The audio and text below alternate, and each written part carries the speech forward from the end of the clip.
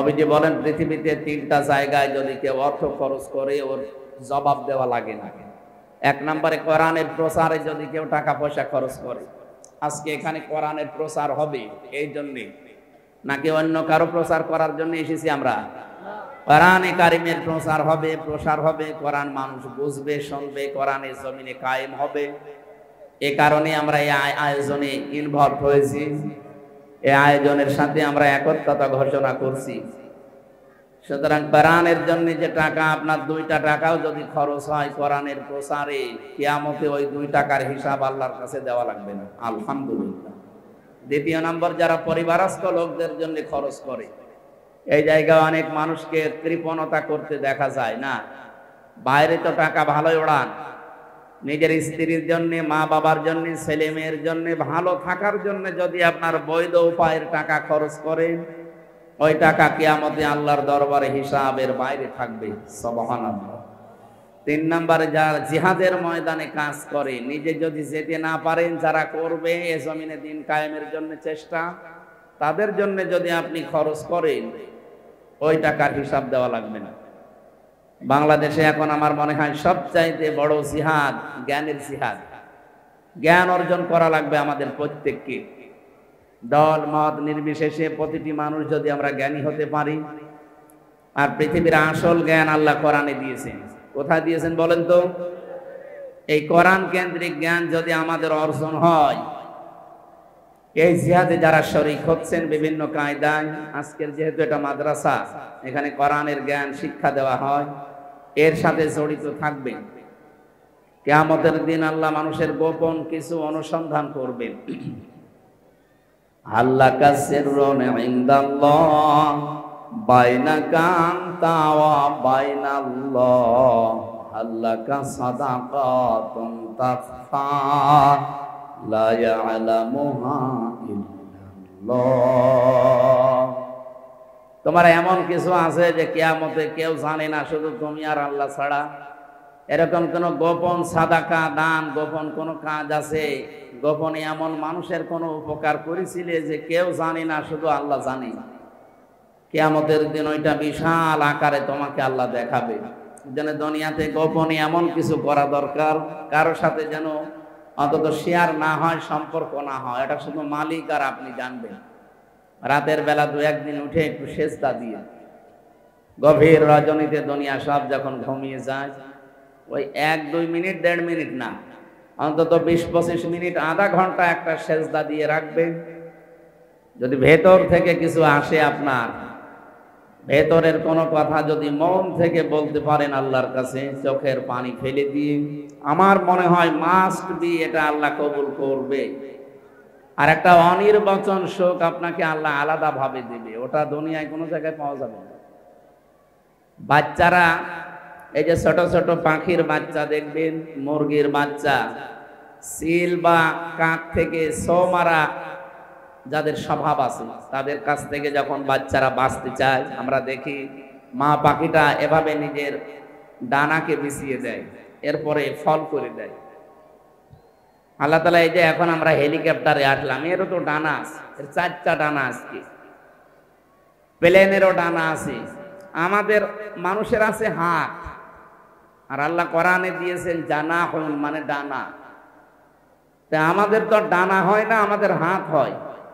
এদন না দিয়ে আল্লাহ জানাহুন দিয়েছেন। এই কারণে মানুষের হাতের ভেতরে এমন কিছু নেই যে নরম, সব শক্ত, হাড় মাড় দিয়ে এমন শক্ত বানানো। কিন্তু পাখির যে ডানা আছে, ডানার ভেতরে কিছু পর দিয়ে দিয়েছেন, পালক।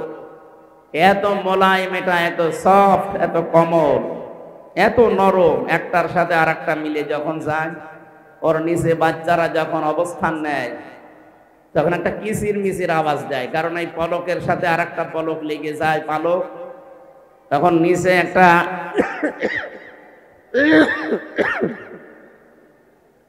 সুন্দর একটা সিস্টেম দেখা দেয়। মার একটা পলক পালকের সাথে আর একটা পলক লাগলে বাচ্চাদের ওই সিল বা কাকের ছো মারার ভয় চলে যায়। মায়ের পলকের সাথে পালকের সাথে পালক লাগলে একটা আলাদা ঘর্ষণ লাগে। এই মোলায়েম, এই সফট, এই কমলের কারণে তার একটা আওয়াজ করে, কিচির মিচির। বাংলায় বলা হয় এটাকে অনির্বচন সুখ। এটা আল্লাহ শুধু নামাজের সেজদার ভেতরে লুকিয়ে রেখেছেন মানুষের জন্য। পাখির জন্য যেমন মায়ের ডানা, আর আমাদের জন্য আল্লাহর কুদরতি পায়ের এই বিশাল সেজদা। এই জন্য ভালো লাগবে আপনি যদি এই অভ্যাসটা করেন, সময় পেলে দীর্ঘক্ষণ সেজদায় থাকবেন। আল্লাহ আমাদের এই সুখটা যেন দান করেন, বলেন আমিন। দরুদ আর সালাম পাঠ করার মাধ্যমে আমরা আজ তেলাওয়াতকৃত আয়াতে প্রবেশ করছি। সূরা আহজাব। কোন সূরা বলেন তো? সূরা আহজাব। আহজাব মানে দল সমূহ। এই যে অনেক মানুষ বিভিন্ন জায়গায় গেলে বলে দলদারের কথা বলার দরকার কি? আরে ভাই, প্রতিটি বিষয়ে তো দলের কথা আল্লাহ আগে জানিয়েছেন কোরআন। দুনিয়ায় যত মানুষ আছে আমরা দুই দলে বিভক্ত, উলাইকা হিজবুল্লাহ, উলাইকা হিজবুশ শাইতান। আর শয়তানের দলে থাকবেন, নাই আল্লাহর দলে থাকবেন। তা আল্লাহ তো নিজেই দলের কথা বললেন, তো দল বলা যাবে না কেন? আরে দল ঠিক নেই, এই কারণেই তো আমাদের দিক ভ্রান্তিত হয়ে ঘুরে বেড়াচ্ছে। আমাদের দল ঠিক করা লাগবে। দলে পৃথিবীতে ইসলাম মনোনীত দল যেটা, তার 4টা কর্মসূচি থাকে। 4টা। কয়টা? বহু দল আছে দুনিয়ায়। 1 নম্বরে দল করতে হলে আমরা দেখি এ দুনিয়ায় যত দল আছে প্রত্যেক দলের আলাদা আলাদা একটা পরিচয় আছে না? কথা বলেন না কেন? এ দেশে যত দল, প্রতি দলের একটা নাম আছে না? নাম। আমাদের যে দল, এ দলের নাম কি? না, ইসলাম। জামাত ইসলামী মানে দুনিয়ায় যে দেশে জামাত ইসলামী নেই, ওই দেশের লোক জান্নাত যাবে না? এখানে দল শব্দের শাব্দিক অর্থ আমরা বাংলায় বলি তো দল। পৃথিবীর প্রতিটি সৃষ্টি একটা দলে আছে, একটা জাতিতে আছে। এই যে পাখিগুলো উড়ে যাচ্ছে, ওরা এক দলের লোক। কি কথা বলেন না কেন? আমরা যারা ইসলাম ভালোবাসি এই দুনিয়াতে, তারা আমরা এই 200 কোটি মুসলিম, আমরা এক দলের লোক। ইসলামের বাইরে যারা আছে 250 কোটি আছে খ্রিস্টান, বাকি অন্যান্য জাতি মিলে আছে বিভিন্ন, সবগুলো সব একদল। ইসলাম বাদ দিয়ে দুনিয়ায় 4,500 ধর্মের লোক বাস করে, এরা সব একদল। নাম আলাদা আলাদা আছে তাদের, কিন্তু সব এক। তাদের একটাই পরিচয়, তারা মুশরিক। কি বলেন না কেন? আপনি ইহুদি বলেন, খ্রিস্টান বলেন, বৌদ্ধ বলেন, হিন্দু বলেন, মাজুসি বলেন, 4,500 মানুষ আছে ধর্মের, সবগুলো এক কথায় মুশরিক। আমরা যারা মুসলিম, আমাদের একাত্মবাদের শিক্ষা আছে, এই জন্য আমরা মুশরিক নয়। হ্যাঁ, আমাদের ভেতরে যদি ওই চিন্তা ভাবনা আসে, আপনি মুসলমান দাবি করলেও মুশরিক। অমিনান নাসি মান ইয়াকুলু অমিনান নাসি মান ইয়াকুলু আমান্না বিল্লাহ ওয়া বিল ইয়াউমিল আখিরি ওয়া মা হুম বিমুমিনিন। আল্লাহ পাক বলেন, মানুষের ভেতরে অনেক এমন মানুষ আছে তারা বলে আল্লাহ তুমি একজন আছো, আমি জানি কিয়ামত হবে এইটাও জানি, বিশ্বাস করি। আল্লাহ বলেন আমা হুম বিমুমিনিন, এরা কিন্তু মুমিন না। যারা নীরবে শুনছেন, খুব অ্যাক্টিভ হয়ে দেখেন তো কি বলি। আল্লাহ পাক বলেন একজন মানুষ ইমানদার হওয়ার জন্য যে কয়টা গুণ থাকা লাগে, তার প্রথম 2টা সে স্বীকার করছে। আল্লাহর প্রতি ঈমান, কিয়ামতের প্রতি ঈমান। অথচ আল্লাহ বলছেন এরা মুমিন না, এর ভেতরে ঈমান নেই। কথাটা কি? এই যে কথা বলে এটা তার মুখের কথা, এটা তার মনের কথা না। এখানে আমাদের মুখের কথার সাথে মনের কথার যতদিন মিল না হবে, ততদিন আপনার রবীন্দ্রনাথ ঠাকুরের মতো দাড়ি থাকতে পারে, জুব্বা থাকতে পারে, আপনার বিশাল পাগড়ি মাথায় থাকতে পারে, কিন্তু আপনি মুমিন হতে পারেননি। আমি 16 সালে হজে গিয়ে দেখি, তাওয়াফ করতে করতে ওই যে রুকনি ইয়ামিনী থেকে শুরু করে হাজরে আসওয়াদ, এই জায়গাটা পার হওয়ার সময় একটা দোয়া পড়া লাগে। লক্ষ লক্ষ হাজী সাহেবরা দেখি এই দোয়া পড়ছে, রব্বানা আতিনা ফিদ দুনিয়া হাসানা ওয়া ফিল আখিরাতি হাসানা ওয়া কিনা আযাবান নার। ওই সময় যেহেতু ছাত্র ছিলাম, বুঝি নাই। এখন দেখছি রব্বানা আতিনা ফিদ দুনিয়া হাসানা, এর ভেতরে দুনিয়া আখিরাত সব আল্লাহ লুকিয়ে রেখেছেন। এই আয়াতটা যদি আমরা সত্যি বুঝে আমল করতে পারি যে দুনিয়া আখিরাত সব এর ভেতরে আছে, এই জন্য দুনিয়ার লক্ষ লক্ষ হাজিরা দেখি আওয়াজ করে পড়ছে রব্বানা আতিনা ফিদ দুনিয়া হাসানা। হঠাৎ রোকনে ইয়ামিনি ধরার জন্য গেলাম, যে দেখি এক মুরব্বী কাবার ওই গিলাপ ধরে দেওয়াল ধরে কাঁদছে, হাওমাও করে কাঁদছে। কি মুরব্বী, বাড়ি কোথায়? ওর চেহারা দেখেই বুঝেছি বাংলাদেশে বাড়ি হবে, হয় বাংলাদেশ ভারতে, দুই দেশের ভেতরে। আমারে বলছে বাংলাদেশ নোয়াখালী বাড়ি, বাংলাদেশ নোয়াখালী বাড়ি। কাঁদেন কেন? আমি মধ্যম চাই। ওদের ভাষা আবার এরকম না, আমি মরবো। মরবেন মানে? আমার বাংলাদেশে কিছু নেই, আর এখানে কাবা ঘর আছে, আল্লাহর ঘর। এই দেশে নবীর রওজা আছে, আমি এখানে মরতে চাই। বললাম মুরব্বী চেহারে কাঁদেন, আপনি কিন্তু মরে যাবেন, চলেন। হোটেলে নিয়ে গেলাম, যেখানে থাকি হোস্টেলে নিয়েছে ওনারে। আমি প্রথম বললাম এই যে নাস্তা করেন। হঠাৎ দেখছি বাইরে তাকিয়ে বিশাল ঝড় উঠেছে। বললাম মুরব্বী আপনি প্রস্তুতি নেন। কিসে? আপনি যে দোয়া করে আসলেন কাবার দেওয়াল ধরে, আপনি মরবেন। দেখেন চালানা দিয়ে তাকিয়ে কি ঝড় উঠেছে, আপনি বাইরে যাবেন আর মরে যাবেন, আপনার দোয়া কবুল হয়ে গেছে। মুরব্বী আমারে বলছে হুজুর এই দোয়া তো আমি এবছরের জন্য করিনি, আগামীতে যদি যাই তখন। দেখেন তোর মনের কথার সাথে মুখের কথার কোনো মিল আছে? কাবা ঘর ধরে যা বলছে সব উলট পালট। তারপরের বছর 17 সালে গিয়েছিলাম নোয়াখালী কোম্পানিগঞ্জ, দেখি ওই মুরব্বী এসে বলছে হুজুর আসসালামু আলাইকুম। কি দাদা আপনি মরেননি? না, আমি যদি আবার যাই তখন। এ দোয়া তো আমি এবছরের জন্য করিনি। কাবা ঘর ধরেও যদি মানুষ এরকম সিটারি করে, তা আমরা বহু মানুষ এরকম আছে আল্লাহর এই যে মুখের কথা আর ভেতরের জিনিস আমাদের এক না। সাহাবা একরামের ভেতরের জিনিস মুখের জিনিস এক ছিল। এই কারণে মানুষগুলো আল্লাহর দরবারে এমন কবুল হয়েছে, দুনিয়াতেই রাদিয়াল্লাহু আনহুম ওয়া রাদু আনহু আয়াত নাযিল হয়ে আল্লাহ তাদের চরিত্রের উপরে, জীবনের উপরে সন্তুষ্টি প্রকাশ করেছেন। বলেন সুবহানাল্লাহ। আমরা যারা এখানে এসেছি তাহলে প্রথম কাজ হবে আমাদের ঈমান আনা। কি আনা বলেন তো? ঈমান আমরা আনবো এই জন্য কারণ আল্লাহ আমাদেরকে বানিয়েছে তার ইবাদতের জন্য। ওমা খালাকতুল জিন্না ওয়াল ইনসা ইল্লা লিয়াবুদুন।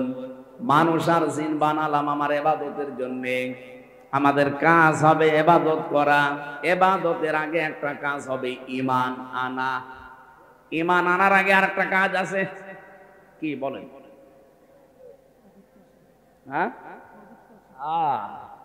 এটা অনেকে জানি না আমরা। ঈমান আনার আগে আপনাকে আর একটা কাজ করা লাগে। আমরা অনেকে মনে করে আমি তো হিন্দু না, আমি তো খ্রিস্টান না যে মুসলমান হচ্ছি, দয়া করে নতুন করে না। আমাদেরকে আল্লাহ পুরা কোরআন শরীফ পড়ে দেখবেন, যারা পড়তে পারেন, ইয়া আইয়ুহাল্লাযীনা আমানু, ওহে যারা ঈমান এনেছো না ঈমান পেয়েছো। পুরা কোরআনে কোন জায়গায় নেই যে যারা ঈমান পেয়েছো, প্রত্যেক জায়গায় আছে যারা ঈমান এনেছো। আমরা যারা এখানে বসে আছি, আমরা কি ঈমান এনেছি না ঈমান পেয়েছি? না না, কিসের ঈমান? আপনার বাবা দাদা মুসলমান ছিল, সেই ঘরে এসেছেন, এই জন্য আপনি ঈমান পেয়েছেন। ঈমান আনেননি। ঈমান এনেছিল হযরতে বেলাল, হযরতে খাব্বাব।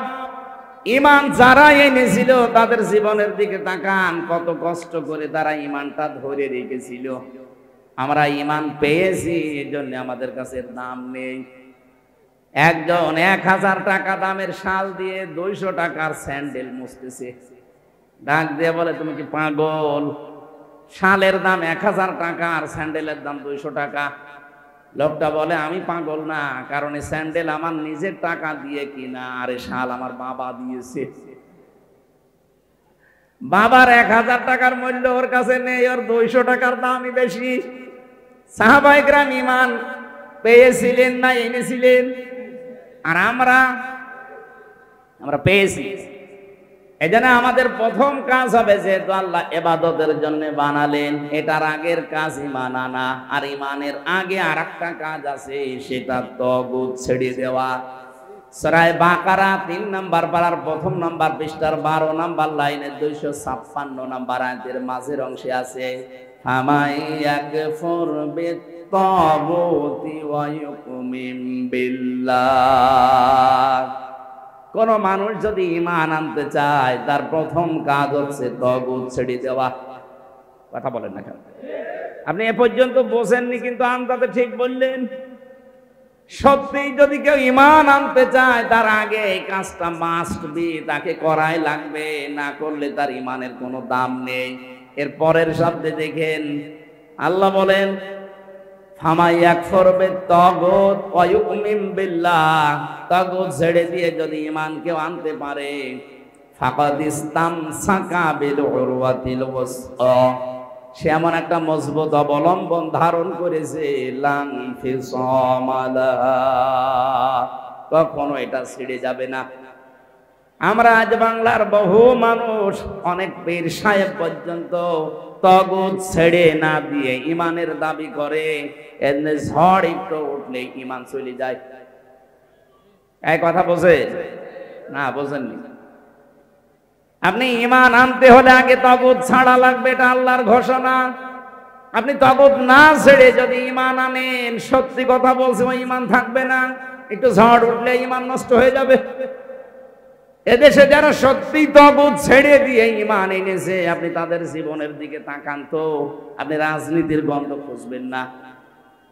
কি আছে আপনার জীবনে ইসলামের জন্য স্যাক্রিফাইস? একটা লোক ৬৭ দিন রিমান্ডে জীবন শেষ করে ফেলেছে, এরপরও তাকে আপনি টলাতে পারেননি, কারণ সে জানে আমি তাগুত ছেড়ে দিয়ে ঈমান এনেছি, আর এমন একটা মজবুত রশি ধারণ করেছি, জীবন চলে গেলেও এটা ছেড়ে দেওয়া সম্ভব না। আর কত মানুষকে শুধু বাতাস উঠলে দেখি বেঈমান হয়ে যায়, কারণ তো ঈমান আনাই হয়নি।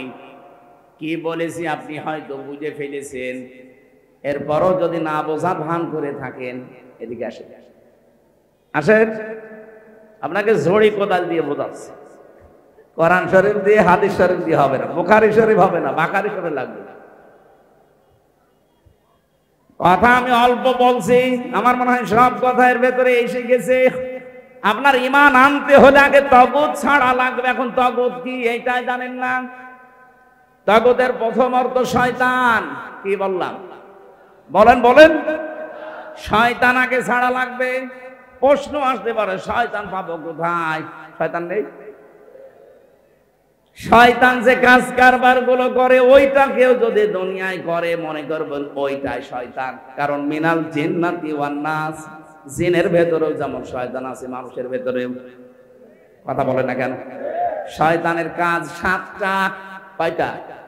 আপনি দেখেন তো বাংলাদেশে কে এই কাজ করে? যে করবে মনে করবেন রূপ চেহারা মানুষের মতো, কিন্তু ওইটা আসলে একটা শয়তান। ১ নম্বরে শয়তান অহংকারী। এদেশে তো নেই, আসতে বলতে।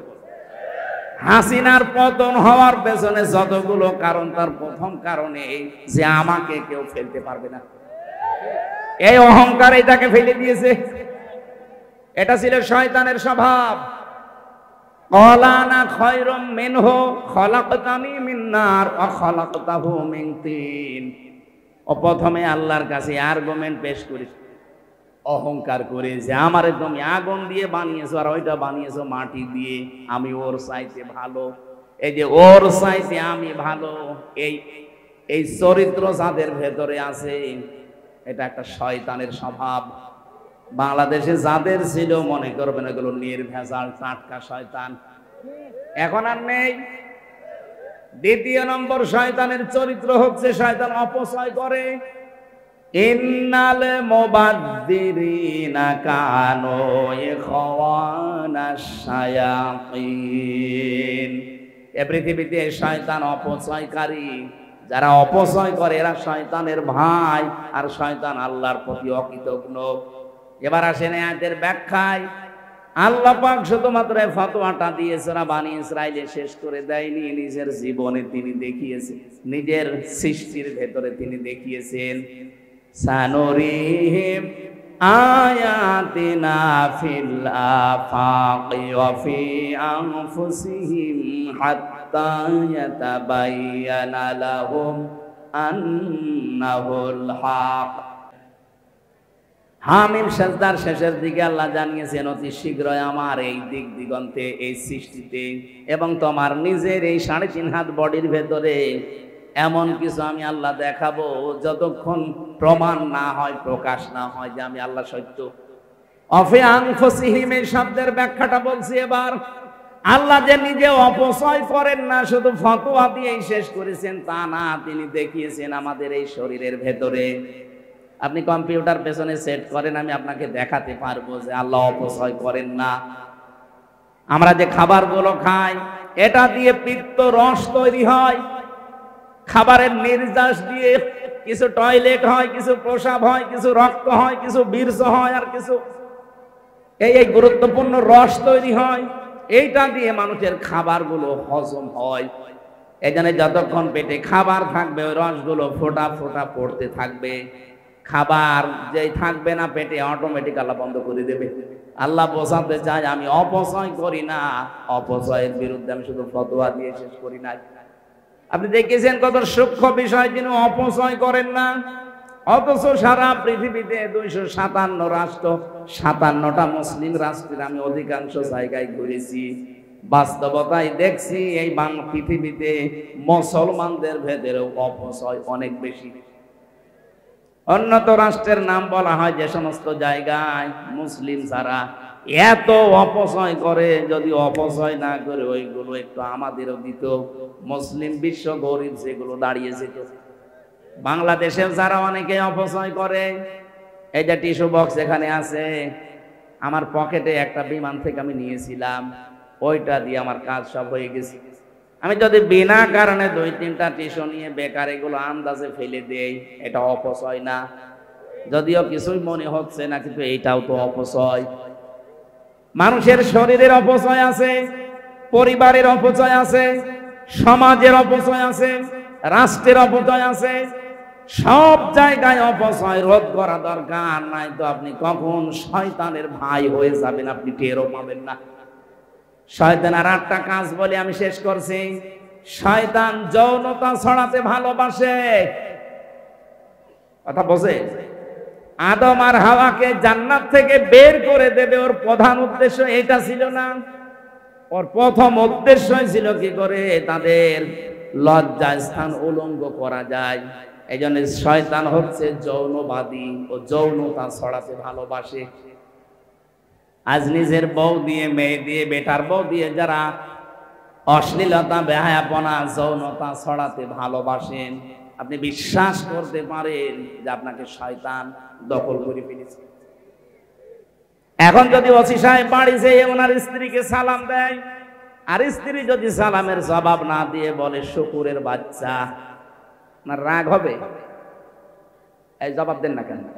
না না, অনেক তার আমাদের মতো পাগলামি না, জ্ঞানী মানুষ চিন্তা করবে কি গো, একটা শিক্ষিতা মেয়ে, একটা ভদ্র ঘরের মেয়ে বিয়ে করলাম, আজ 8-10 বছর আমার সংসার, কোনোদিন আমার মুখের উপরে মুখ তুলেও কথা বলে না, অথচ আজকে আমি সালাম দিলাম আর আমার শুকুরের বাচ্চা, কুকুরের বাচ্চা বলে গালি দিচ্ছে। অবশ্যই এর জিনে ধরেছে। কিসে ধরেছে? এ স্বাভাবিক নেই, এর অনেক কিছু অ্যাটাক করেছে, হয়তো জিন ভূত ধরতে পারে। মানুষের স্বাভাবিক আচরণ পাল্টিয়ে যদি অন্য আচরণে গেলে উনি জ্ঞানী মানুষ মনে করতে পারে আমার বউ স্বাভাবিক না, এ জিনে ধরেছে। এ কবিরাজ দেখানো লাগবে, হুজুর দেখানো লাগবে। তাহলে আপনি যখন সত্যি দেখবেন আপনার ভেতরে যৌনতা ছাড়া দিচ্ছে, নিজের বউ অনেকের কাছে ভালো লাগে না, অন্যেরটা দেখলে কেমন যেন আকর্ষণ হয়। এরকম মানুষ দেশে নেই? আপনি বুঝবেন আপনি আর স্বাভাবিক নেই, আপনাকে শয়তান দখল করে ফেলেছে। আর এই রোগ থেকে বাঁচার জন্য 2টা ঔষধ আল্লাহ দিয়েছেন। আমি সহ যারা এখানে আছি আজকে এই ঔষধ 2টা পালন করা লাগবে এখন থেকে, কারণ এখনই যাওয়ার সময় মেয়ে লোক বাঁধবে। সূরা নূর 18 নম্বর পারা 12 নম্বর পৃষ্ঠার 8 নম্বর লাইনের 30 নম্বর আয়াতে আছে, قل للمؤمنين يغضوا من أبصارهم ويحفظوا فروجهم ذلك أزكى لهم আল্লাহ পাক বলেন নবী আপনি মুমিন পুরুষদেরকে বলেন তারা যেন পরনারী থেকে চক্ষু নিম্নগামী করে। আর শয়তান আপনাকে জাল হিসাবে দেখাবে, এটা জাল হিসাবে শয়তান ব্যবহার করবে উলঙ্গ অর্ধ উলঙ্গ বেপরদা মেয়েদেরকে। কিন্তু সাবধান, এই মুহূর্ত থেকে এই ট্যাবলেটটা খাওয়া লাগবে। সামনে যত সুন্দরী মহিলা পড়ুক 14 জন মহিলার দিকে তাকাতে পারবেন। কয়জন বলেন বলেন? 14 জনের ভেতরে আপনার মা, আপনার মেয়ে, আপনার বোনের মেয়ে, আপনার ভাইয়ের মেয়ে, আপনার পুত্রবধূ, দুধ মা, আপনার আপন বোন, আপনার আপন খালা, আপন ফুফু, এরকম 14 জন মহিলাকে আপনি দেখতে পারবেন। সামনাসামনি পড়ে গেলেও দেখতে পারবেন। তাদের মুখমণ্ডল, হাতের কবজি আর পায়ের পাতা বাদ দিয়ে আবার পুরা শরীর ঢেকে রাখা লাগবে। এই জন্য আমার মনে হয় মেয়েরা যারা এসেছেন, আপনি যদি সত্যিই পর্দা মেনে চলতে চান, এই শাড়ির এই সংস্কৃতি বাদ দিয়ে দেবেন, আপনি সালোয়ার কামিজ বানাবেন। শাড়ি পরে নামাজ পড়তে গেলেও আমার মনে হয় নামাজ হয় না, কারণ আসল যদি মাথা থেকে পড়ে যায় একবার, আপনার চুল বের হয়ে গেলে নামাজ ভেঙে যাবে, শেষ। আশা করছি আগামী থেকে শাড়ির এই সংস্কৃতি আস্তে আস্তে তুলে দেবেন। এটা হিন্দুদের। আপনি এখন থেকে নামাজ পড়বেন, নামাজের জন্য আলাদা একটা দরকার পোশাক বানিয়ে নেবেন, সালোয়ার কামিজ, অথবা এমন একটা ওড়না বানাবেন যেটা বানালে শুধু মুখমণ্ডল, হাতের কবজি, পায়ের পাতা বাদ দিয়ে পুরা শরীরটা ঢেকে যায়। আল্লাহ মেয়েদেরকে ফাতেমার মতো পোশাক পরার তৌফিক দেন, বলেন আমিন। এই যে ওষুধটা বললাম, এই 14 জন মহিলা বাদ দিয়ে সামনে যদি যেই পড়ুক না কেন, মন চাইলেও তাকানো যাবে না, সঙ্গে সঙ্গে চোখ ফিরানো লাগবে, নিম্নগামী করা লাগবে। এটা মানতে পারবেন না? কথা বলেন না কেন? ওসি সাহেবদের কাছে যত রকমের বিচার যায়, থানায় যত মামলা যায়, আমরা যদি শুধু চারিত্রিক এই বিষয়টা একটু কন্ট্রোল করতে পারি, ওনারা অনেক মামলা নেওয়া থেকে বেঁচে যাবে। 2 নম্বরে আল্লাহ রাব্বুল আলামিন বলেন তোদের লজ্জা স্থান হেফাজত করা লাগবে। আজ নিজের বউ বাদ দিয়ে অন্য কোন মহিলা কামনা করা না, কামনা করাই অরয়াকার নেই, দেখবেন শেষে হস্যাই আছে। অন্য কোন মহিলা কামনা করাই জায়েজ নেই। অথচ এটা যদিক মানুষের ভেতরে 100 জনের প্রায় 90 জনের এই চরিত্র। নিজের বউটা ভালোই লাগে না, অন্যেরটা দেখলেই কেমন যেন। কথা বলছেন না? যারা বিবাহিত মেয়েদের সাথে লাইন করেছেন, ভাবির সাথে, প্রতিবেশীর স্ত্রীর সাথে, বিবাহিত কোন মেয়ের সাথে, ওই লোকটা যতদিন তালাক না দেবে বউকে, ততদিন আপনি বিয়ে করতে পারবেন না। 2 নম্বরে সারা জীবন কষ্ট ভোগ করে মরবেন। এই জন্য এরকম কোন মহিলার সাথে যদি লাইন থাকে যার বিয়ে হয়ে গেছে, আমি তাই বলি অবিবাহিত মেয়ের সাথে লাইন করতে বলছি না। বিবাহিতর সাথে যদি থাকে কারো, এই মুহূর্তে মোবাইল নাম্বার থাকলে ডিলিট করে দেন। বাড়ি যাওয়ার আগে অন্তত ডিলিট করে দেবেন। কারা হাত তোলেন তো? এলাকা মনে হয় ওই রকম না। আমার মনে হয় ওসির কাছে এরকম কোনো বিচার চাই না, নাকি? আলহামদুলিল্লাহ। শহর এলাকা তো, এরা তো রাতের বেলা সব শহরে থাকে। 2টা হেফাজত যদি আমরা করতে পারি, নবীজিকে যদি বলতে পারি যে আমার মুখ আর লজ্জা স্থান ঠিক আছে, নবীজি বলেন কিয়ামতে তোর গলায় গামছা দিয়ে আমি নিজে জান্নাতে দিয়ে আসবো। এই জন্য লজ্জা স্থানের হেফাজত করা খুব গুরুত্বপূর্ণ। শয়তান সব সময় চায় যৌনতা ছড়াতে। এই জন্য যারা নিজেদেরকে প্রদর্শন করে নিজের গোপন অঙ্গগুলো মানুষকে দেখাতে ভালো লাগে, ভালোবাসেন যারা, আপনি মনে করবেন আপনি আর মানুষ নেই, আপনি একটা টাটকা শয়তান হয়ে গেছে। আজকে হেলিকপ্টারে ওঠার আগে আমরা নিয়ে গেছে ওপরে ভিআইপি লাউঞ্জ, যে দেখছে একজন ওরকম বসে আছে, মানে তাকানো যাচ্ছে না, তাড়াতাড়ি করে চোখ ফিরিয়েছি, মানে মাইন্ড ফ্রেশ, মানে আধুনিক মেয়ে। আমার বলতো হুজুর কিছু মনে করলেন কি, যে এই যে আমি এইভাবে থাকি, আপনার কি? আমি না, আপনার দিকে তো তাকানোই যাচ্ছে না, তাকাবো কি করি? কারণ যা পড়িয়েছে বাকিটা তো বললাম না। আমি একবার তাড়াতাড়ি করে মানে আসার সময় দেখেছি সঙ্গে সঙ্গে চোখ নিম্নগামী করে, অথচ অনেকেই দেখলাম লোলুপ দৃষ্টিতে তাকাচ্ছে আর চোখের জেনা করছে। ওই মহিলার কি একা জেনা হচ্ছে না যারাই তাকায় তাদেরই চোখের জেনা হয়, মনের জেনা হয়? সম্মানিত মা বোনেরা, এরকম উল্টা পাল্টা কাজ যদি করে বেড়ান আর যদি মনে করেন যে হুজুরের কাছে, পীর সাহেবের কাছে, দরবেশের কাছে দোয়া চেয়ে নেব সন্তান ভালো হবে, জীবনও ভালো হবে না। মেয়েদের এই পেট খুব গুরুত্বপূর্ণ জায়গা, কথা বোঝেন আমার? এই জন্য ধানের ক্ষেতে বা বিভিন্ন ফসল আদিতে দেখবেন একটা কালো হাড়িয়ে দিয়ে এরকম কালো দাগ দিয়ে রাখে। মানুষের নজর এত খারাপ, যদি নজর পড়ে যেন ফসলে না পড়ে, ওই কালো হাড়ির উপর পড়ে যেন নজরটা নষ্ট হয়ে যায়। একটা ফসল বাঁচাতে যদি মানুষ এই কাজ করে, নবীজি জানিয়েছেন প্রতিটি পুরুষের কাছে তার স্ত্রী হচ্ছে একটা ফসল, শস্য ক্ষেত। এই ক্ষেত থেকে ভালো সম্পদ উৎপাদন করতে হলে অবশ্যই তার এই শরীরকে হেফাজত করে রাখা লাগবে মানুষের কুদৃষ্টি এবং নজর থেকে। আমি আশা করি কি বোঝাতে চাই আপনি বুঝে ফেলেছেন। এই জন্য তাগুতের অর্থ বলছিলাম না, 7টা বলতে চাচ্ছিলাম, আমি 3টা বললাম। 1 নম্বরে অহংকার যে করে ও শয়তান, 2 নম্বরে যারা অপচয় করে ও শয়তান, 3 নম্বরে যারা যৌনতা ছড়াতে ভালোবাসে ওইটাও শয়তান। সুতরাং আপনি যদি ঈমান আনতে চান এই তাগুত ছেড়ে দেওয়া লাগবে। এরকম সম্পর্ক যাদের সাথে আছে ওটা আস্তে আস্তে মাইনাস করে।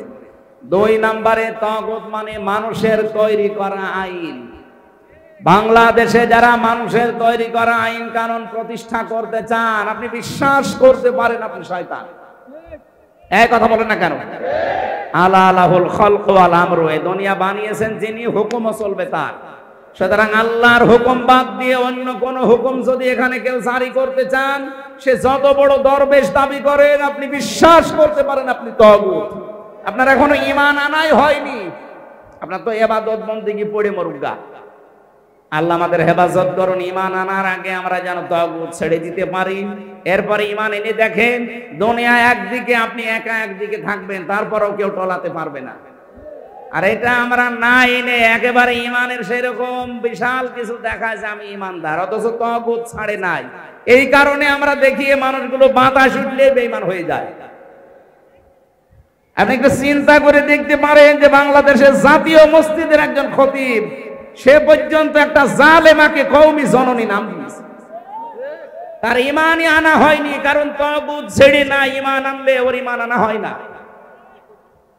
আমরা যারা ঈমানদার দাবি করছি, আমাদের এই মুহূর্তে তাগুত ছেড়ে দেওয়া দরকার। আমি আমার অ্যাডভার্টাইজ করা দরকার, আমি করেছি আমার মন থেকে, ঈমান থেকে। আপনার এখন মেনে নেওয়ার দায়িত্ব। আপনার কত দূর মানতে পারবেন এটা আপনার বিবেকের বিষয়।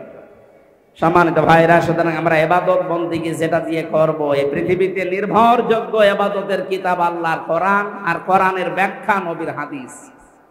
কথা বুঝতেছেন?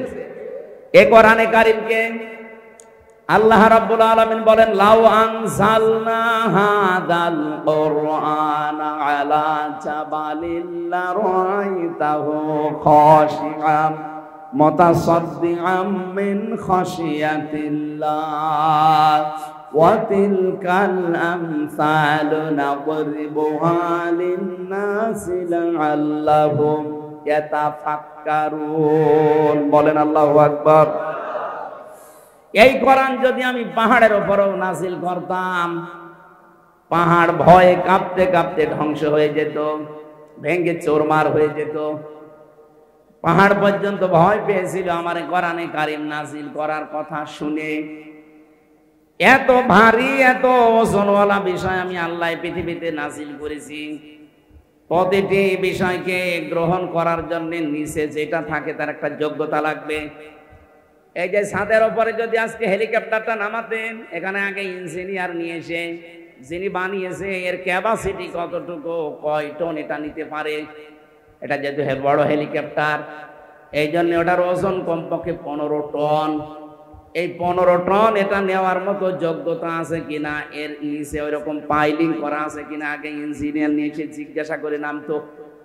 আল্লাহ পাক বলেন কোরআনে কারীম এত ভারী, এত ভারী, এত ওজনওয়ালা, এটা যদি আমি পাহাড়ের উপরেও নাজিল করতাম, ভয়ে ভেঙে চুরমার হয়ে যেত।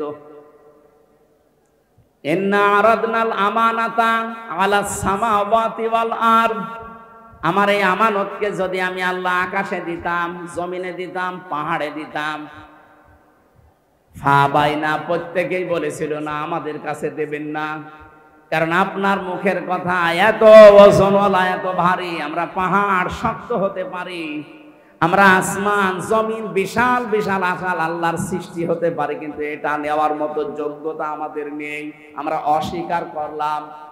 আইয়াহমিলনাহা ওয়া আশফাকনা মিনহা, এখান থেকে সবাই ভয় পেয়েছে, সবাই ভয় পেয়ে সবাই এই বহন করার দায়িত্ব কেউ নিতে চায়নি।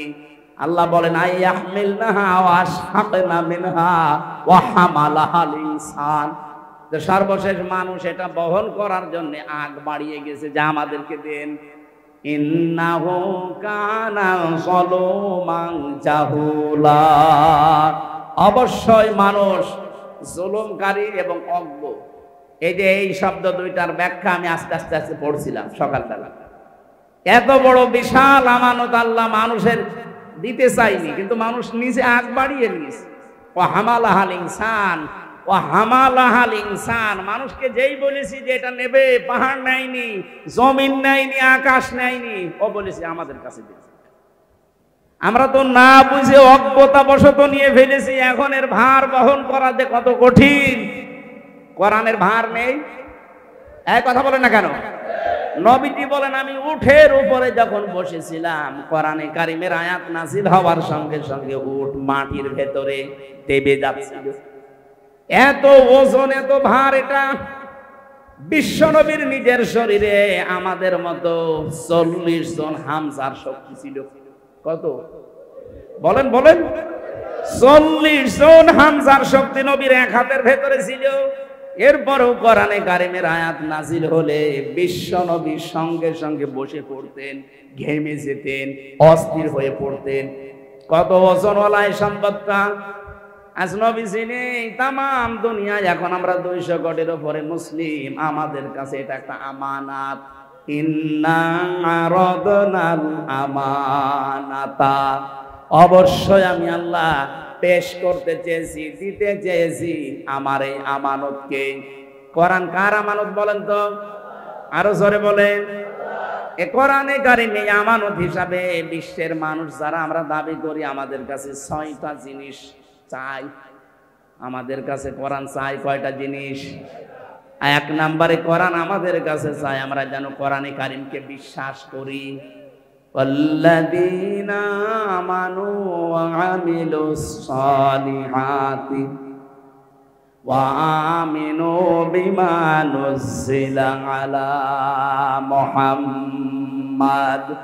কোরআনের 1 নাম্বার দাবি আমাদের প্রতি, আমরা যেন তাকে বিশ্বাস করি, ঈমান আনি। 2 নম্বরে কোরআনের দাবি আমরা যেন এটা পড়ি। এই পড়ার জন্য বিভিন্ন মাদ্রাসাগুলো, মক্তবগুলো দাঁড় করানো হয়েছে, এখানে শুদ্ধ করে পড়বেন। 3 নম্বরে শুধু পড়লেই হবে না, আমরা যেন এটা বুঝি, এটা আমাদের কাছে চাই কোরআন। 4 নম্বরে এটা বুঝলেই হচ্ছে না, বোঝার পরে এই অনুযায়ী আপনার প্র্যাকটিক্যাল লাইফ আপনি সেট করবেন। কয়েকদিন আগে যশোরের এক হিন্দু, উনি বিসিএস ক্যাডার, সরকারি কলেজের অধ্যাপক, স্যারকে বলেছিলাম যে আপনাকে আমি মুসলমান হতে বলি না, আপনি অন্য ধর্মের মানুষ, আমাদের ধর্মে জোর জবরদস্তি। কথা বলেন না কেন? আমাদের ধর্মে জোর জবরদস্তি নেই। আমি জোর করে আপনাকে ইসলাম গ্রহণ করতে বলি না, কিন্তু আপনাকে আমার ধর্মীয় গ্রন্থটা দিলাম, 3 মাস মাত্র একটু বুঝে পড়বেন, আপনি দেখবেন তো আপনার বিবেকে কি বলে। যেহেতু জ্ঞানী মানুষ তো, বিসিএস ক্যাডার লোকটা 3 মাস পড়ার পরে দেখে নিজে মুসলমান হয়ে গেছে। আজ বিশ্বের ভেতরে যাদের এই কোরআনে কারিমের জ্ঞান আছে, যে মানুষগুলো সত্যি এখান থেকে জ্ঞান নিয়েছে, ওই মানুষগুলো যদি ঈমান নাও থাকে, বিবেক থাকে, তারপরও মানুষকে দেখবেন মানবতার কাছে থাকবে, মানবতার বিরুদ্ধে যাবে না। গোবিন্দ পরামানিকের নাম শোনেননি? কালকে আমি গাইবান্ধায় আমিরে জামাত ডাক্তার শফিকুর রহমান হাফিজাহুল্লাহ, ওনার আগে একজন হিন্দু পুরোহিত ঠাকুর বক্তব্য দিচ্ছিল। কতগুলো কোরআনে কারিমের শব্দ সে উচ্চারণ করেছে। ও কয়েক মিনিট কথা বলার ভেতরে বলছে আল্লাহ যদি চাই। এই শব্দটা কোরআনে নেই, এটা বাংলা অর্থ। আল্লাহ যদি চাই এর আরবি কি? ইনশাআল্লাহ। এর আরবি কি? কোরআনে কারিমে ইনশাআল্লাহ শব্দ নেই। লাকাদ সাদাকাল্লাহু রাসূলাহুর রুয়া বিল হাক্কি লা তাদখুলুন্নাল মাসজিদাল হারামা ইনশাআল্লাহু আমিনিন। ওনার যতগুলো কথা কালকে শুনেছি প্রতিটি কথা কোরআনে কারিমের বাংলা অর্থগুলো কোট করা। দেখেন তো মনুষ্যত্ব ভেতরে আছে, সেও তো একটা হিন্দু মানুষ। সে দেশের আলেম ওলামা এবং জামাত ইসলামী বাংলাদেশকে কোথায় তুলে দিয়েছে কালকে। সে বলছে এই দেশ নিয়ে যে ষড়যন্ত্রগুলো উগ্রপন্থী হিন্দুরা করছে আপনারা সতর্ক থাকবেন। এই দেশের কাছে সবচাইতে বেশি নিরাপদ অন্যান্য ধর্মের লোকেরা এ দেশের আলেমদের কাছে আর জামাত ইসলামের কাছে। অথচ সারা জীবন এই 53-54 বছর আমাদের প্রতিবেশী রাষ্ট্র ভারত এই দেশের মানুষ সম্পর্কে ছড়িয়েছে যে ইসলামপন্থীদের দ্বারা এ দেশে অন্য ধর্মের উপর অত্যাচার হয়। গত পরশুদিনও এই পঞ্চগড় আর ওই মাগুরা থেকে 2 জন মহিলা গেছে ভারতে। ওই যে মলম বিক্রেতা সাংবাদিক আছে না, হকার সাংবাদিক নামে কলঙ্ক, কোলাঙ্গার এরকম আরেকজন আছে। সে যে বলছে আপনি বলেন যে বাংলাদেশে মেয়েদের রেপ করা হচ্ছে, আমাদের পূজা করতে দিচ্ছে না, আমরা একেবারে অনিরাপদ, এই জন্য আমরা পালিয়ে এসেছি। মেয়েটাও পুরা উল্টিয়ে গেছে। কি বলিস, কে কিসের রেপ করা? আমার মেয়েদেরকে নিয়ে এসেছে তার হাতের চিকিৎসা করাতে। আর আগস্টের 5 তারিখের পর থেকে আমরা বাংলাদেশে অন্য ধর্মের লোকেরা সব চাইতে নিরাপদে আছি। গরম ভাতে ছাই দিলে যেরকম হয় বিড়ালের কাছে, ঠিক ওই রকম হয়ে গেছে। সারা জীবন এই প্রতিবেশী নামে কলঙ্ক এরা সারা বিশ্বের মোড়লদেরকে শুনিয়েছে বাংলাদেশের সংখ্যালঘু নির্যাতন হয়। অথচ এটা পুরা যে মিথ্যা তামাম দুনিয়া এখন টের পাচ্ছে। সারা পৃথিবীতে সবচাইতে বেশি সংখ্যালঘু নির্যাতন হয় ইন্ডিয়াতে। কয়দিন আমাদের এখানে হিন্দুদের লেলিয়ে দিয়ে উল্টা পাল্টা কাজ করে বলেছিল যে আমরা শান্তি রক্ষী বাহিনী পাঠাবো, আমরা এখন জাতিসংঘকে আহ্বান জানাবো। এটা রেকর্ড হচ্ছে, সারা দুনিয়া কালকে বিভিন্ন ভাষায় ছড়াবে। আমার সামনে এখন মাত্র এই 5,000, 20,000, 5,000 মানুষ না, এখন আমার সামনে প্রায় 18 কোটি মানুষ। সবার পক্ষ থেকে আহ্বান জানাচ্ছি, বিশ্বের মোড়ল যারা আছেন, জাতিসংঘের দায়িত্বে 195টা রাষ্ট্র আছে, যারা যেগুলো করছে তারাও আছে, আমরাও আছি। আহ্বান জানাচ্ছি, যা চলছে আপনি একটু খেয়াল করে দেখেন। আমাদের আল্লাহর ঘর মসজিদ গুলো তারা ধোয়া তুলে ভেঙে দিচ্ছে। গরু খাওয়ার অপরাধে মুসলমানকে জবাই করছে। আজকে সকালেও একটা মসজিদ ভেঙেছে। দেশের মানুষ বিভিন্ন পৃথিবীর বিভিন্ন দেশে দেখি মাটির নিচে কেউ তেল পায়, গ্যাস পায়, সোনা পায়, রূপা পায়, লোহা পায়, আর শয়তানরা শুধু নাকি মন্দির পায়।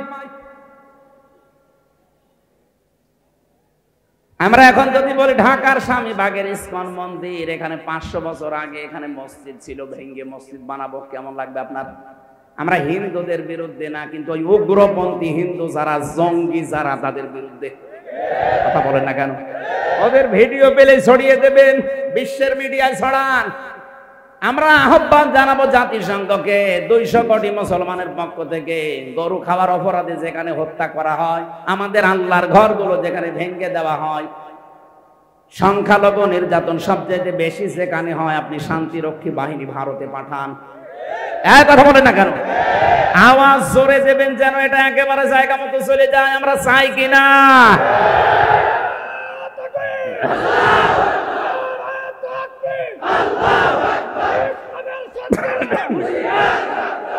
পালিয়ে যারা গেছে ওরা তো বসেনি।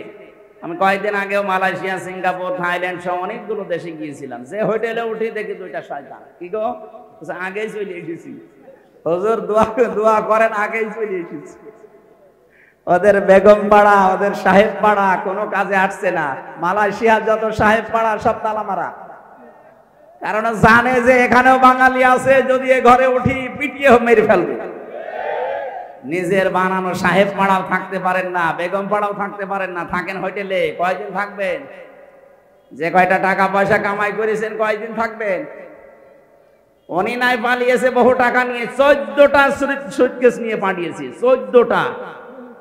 আমার দেশের পত্রিকার রিপোর্ট দেখেননি, যাওয়ার সময় কারোর সাথে কথা বলেনি, বলেছে সুটকেস গুলো উঠেছে বলে হ্যাঁ বলেন। কি আত্মীয় গো আমাদের, কি সম্পর্ক আমাদের। একজন আমরা ভাবি বলতাম, কেউ বলতাম তারে আপা, কেউ কন্যা বলতাম। কি করলো, একটা সম্পর্কের মানুষ কেউ বলে গেল না, এমনকি কাওয়া কাকু কেউ বলে না। কাওয়া কাকুর এসে বলবে তাও বলে না। আমাদেরকেও বলতে পারতেন, আমার তো 3 বছর আপনি জেলে রাখলেন, বলতে পারতেন না যে হামজা চলে গেলাম? কিছুই বললেন না। আমাদের মনে হয় পাইলট তাড়াতাড়ি করছে ওনারা, আমরা আজকে আর তালটা চালাতে পারছি না। ইন্নাহু কানা যালুমান জাহুলা, এই আমানত থেকে জাহুলা পর্যন্ত রাতের বেলা কোনো সময় নিয়ে আসবেন, দিনের বেলা ভাবে তাড়াহুড়া করে, আর আমার শরীরে কভার করে না। আপনাদের কথা রাখতে গিয়ে চারিদিক থেকে টান পড়া হয়ে যাচ্ছে। উনি তাড়াতাড়ি করছে তো এই জন্য আমরা চলে যাচ্ছি। টাকা পয়সা যারা নিয়ে এসেছিলেন দেওয়ার জন্য, এনাদের তো বিশাল খরচ হয়ে গেছে। আপনারা একটু দয়া করে যাওয়ার সময় ওনাদেরকে ব্যাগ ম্যাগ যা দেওয়া আছে দিয়েছি। আল্লাহুম্মা আমিন। লা ইলাহা ইল্লা আনতা সুবহানাকা ইন্নী কুনতু মিনাজ জালিমিন। রব্বুল আলামিন, বিশাল আমানত আমাদের মাথার উপরে দিয়েছো, এর ভার সহ্য করা পাহাড়ের দ্বারাও সম্ভব না, আকাশের দ্বারা জমিনের দ্বারা সম্ভব না। আমরা এটা চেয়ে নিয়েছি, আল্লাহ এই আমানতটা সঠিকভাবে মেহেরবানি করে ব্যয় করার, পালন করার তৌফিক আমাদের দান করো। কোরআনে কারিমের আয়োজনে যারা শ্রম দিয়েছে, যারা অর্থ দিয়েছে, যে যেভাবে এগিয়েছে, আল্লাহ এদেরকে কবুল করে নাও। এটা অভাবী এলাকা দেখেই বোঝা যাচ্ছে। আমি ওর আসার সময় উপর থেকে দেখছিলাম, পাকা বিল্ডিং এলাকায় সেরকম নেই, গরিব মানুষের বসবাস। আল্লাহ মেহেরবানি করে এলাকার অভাবগুলো দূর করে দাও। নদী ভাঙ্গন এলাকা, কত মানুষ নদীতে ভেসে চলে যাচ্ছে, তার সহায় সম্বল বাড়ি ঘর সব। আল্লাহ সব সৃষ্টি তো তোমার কথা শোনে। এই নদীর উপরে তুমি কিয়ামত পর্যন্ত এই আদেশ জারি করে দাও যেন কারো ক্ষতি না করে। ইব্রাহিম নবীকে তুমি আগুনে আদেশ দিয়ে সেখানে ফুল বাগান বানিয়ে দিয়েছিলে। এলাকার মানুষের যারা নদী ভাঙ্গার কবলে আছে, আল্লাহ তুমি নদীর উপরে নোটিশ জারি করে দাও। মা বোনেরা পর্দার আড়ালে বসে আছে, খাদিজার মতো, আয়েশার মতো, তাদেরকে জীবন দাও। জালেমের জেলখানায় 3টা বছর, ওই আয়না ঘর থেকে ফাঁসির ওই কন্ডেম সেল পর্যন্ত আমি অসুস্থ হয়ে পড়েছি। তোমার বান্দা বান্দীদের জোরাজোরিতে জোর করে আসা লাগে। আল্লাহ তুমি আমাকে আগের অবস্থায় আবার ফিরিয়ে দাও। কোরআনের হক কথাগুলো সহজ সরল ভাষায় অল্প সময়ে যেন বোঝাতে পারি, সেই যোগ্যতা আমাকে ভিক্ষা দাও। রব্বির হামহুমা কামা রব্বায়ানি সাগীরা। এলাকায় মাটির নিচে যারাই ঘুমিয়ে আছে, কবরগুলো জান্নাত বানিয়ে দাও। চর্ম চোখে যেন আমরা দেখতে পারি কালেমার পতাকা এই বাংলাদেশে 56,000 বর্গ মাইলে পথ পথ করে উড়ছে। কখন কার কাছে আজরাইল চলে আসে জানি না, সঙ্গে সঙ্গে যে আমাদের মুখে জারি আর সারি হয়ে যায়, লা ইলাহা ইল্লাল্লাহু মুহাম্মাদুর রাসূলুল্লাহ।